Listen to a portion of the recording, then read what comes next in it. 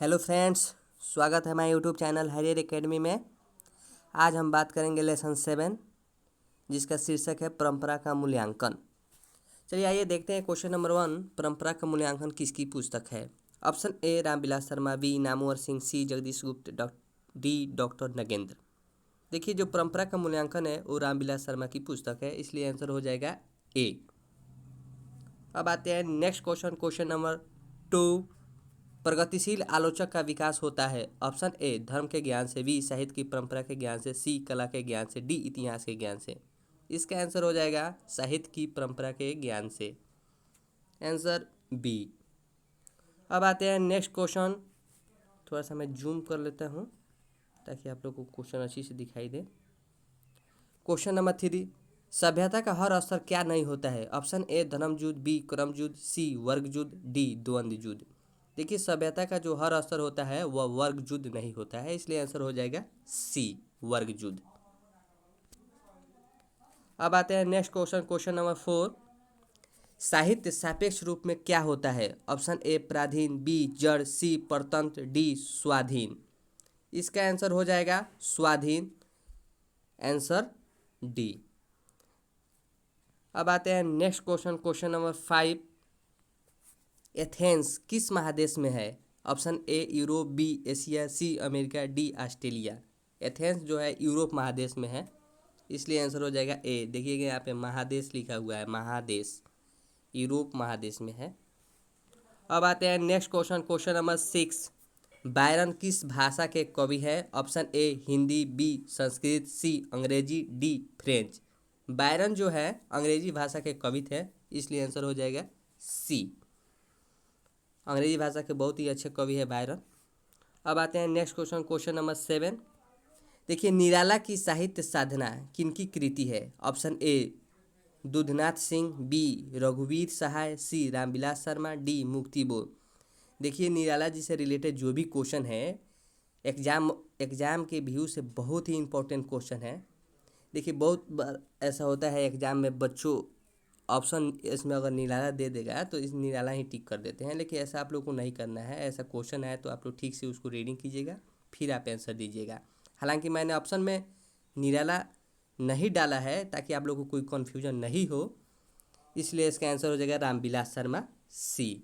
याद रखिएगा निराला जी से रिलेटेड जितने भी क्वेश्चन है एग्जाम के व्यू से बहुत ही अच्छा क्वेश्चन है। अब आते हैं नेक्स्ट क्वेश्चन, क्वेश्चन नंबर 8, निराला की साहित्य साधना कितने खंडों में रचित की गई।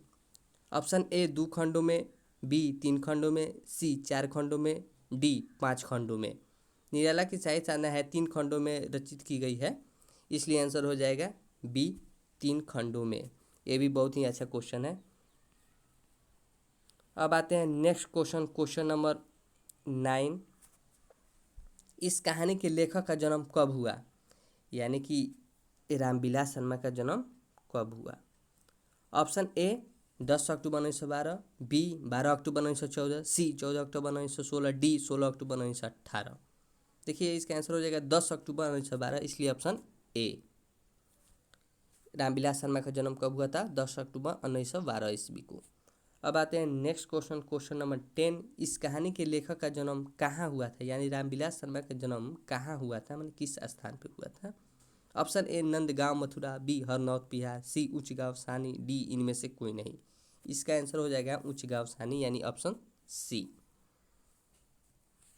अब आते हैं next question, question number 11, Premchand और उनका युग किनकी रचना है। Option A Premchand, B doctor Murli Manohar Joshi, C Dinkar, D doctor Ramvilas Sharma. Premchand और उनका युग डॉक्टर रामविलास शर्मा की रचना है, इसलिए आंसर हो जाएगा डी। देखिए प्रेमचंद और उनका युग, यानी इस चीज़ को पढ़ने के बाद ऐसा लगता है इनका लेखक प्रेमचंद ही होंगे, लेकिन ऐसा नहीं है। इनका आंसर हो जाएगा डॉक्टर रामविलास शर्मा।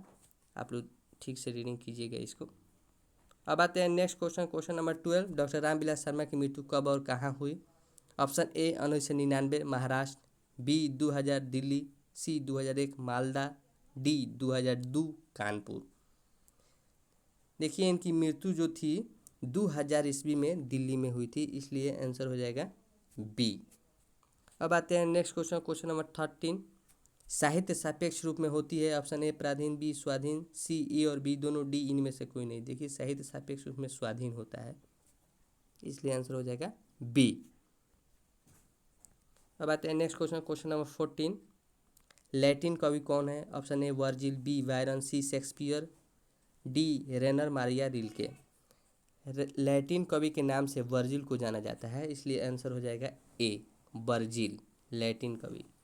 अब आते हैं नेक्स्ट क्वेश्चन 15। तार सप्तक कितने कवियों की कविताएं संग्रहित हैं? Option A 4, B 5, C 6, D 7। देखिए इसमें 7 आंसर हो जाएगा, इसलिए आंसर हो जाएगा डी। सबसे पहले आप क्वेश्चन पढ़ते हैं तार सप्तक, तो यहीं पे दिखाई दे रहा है सप्तक मतलब 7, इसलिए इसका आंसर 7 हो जाएगा। अब आते हैं next question, question number 16। Again ने तार सप्तक कब संपादित किया? ऑप्शन ए 1941 ईस्वी में, बी 1943 ईस्वी में, सी 1945 ईस्वी में, डी 1947 ईस्वी में। इसका आंसर हो जाएगा 1943 यानी 1943 ईस्वी में, आंसर बी। तार सप्तक की रचना कब हुई थी, संपादित कब हुआ था? 1943 ईस्वी में, 1943 ईस्वी, याद रखिएगा। अब आते हैं next question, question number 17। Ramvilas Sharma ji ने पुरस्कार की राशि किसे दान स्वरूप दिया? ए गरीबों को, बी बेरोजगारों को, सी भारत सरकार को, डी राज्य सरकार को। तो गरीबों की राशि जो है भारत सरकार को इन्होंने दान में दे दिया था, इसलिए आंसर सी। अब आते हैं नेक्स्ट क्वेश्चन 18। आदिम का शाब्दिक अर्थ होता है? ए अति प्राचीन, बी अति सुखदायी, सी अति सुंदर, डी अति कुरूप। इसका आंसर हो जाएगा अति प्राचीन, ऑप्शन ए। अब आते हैं next question 19 number. Bharatendu Harishchandra की रचना है? ए हरिश्चंद्र की, बी नलिन विलोचन शर्मा की, सी गुणाकर मूल्य की, डी डॉक्टर रामविलास शर्मा की। इसका आंसर हो जाएगा डी डॉक्टर रामविलास शर्मा।